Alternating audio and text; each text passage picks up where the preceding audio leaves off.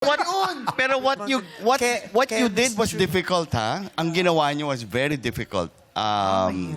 Was it clean? Yeah, it could have been cleaner, but it wasn't an issue of me having to raise my hand no to make you bilang. Walang ganon. What else? Yung For me, mas entertaining yung sa kanila.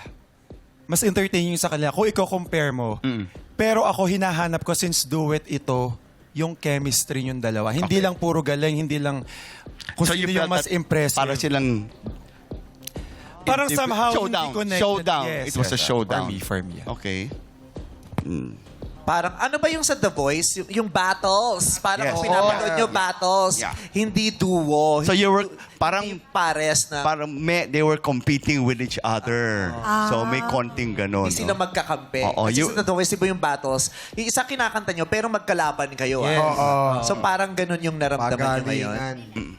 Pero iba yata Yen- yung naramdaman si ni Yeng, Hindi niya naramdaman. Ano talaga ako, na-enjoy ko yung energy nilang dalawa eh. It was really exciting for me. Kanya-kanyang preference lang. Aswan.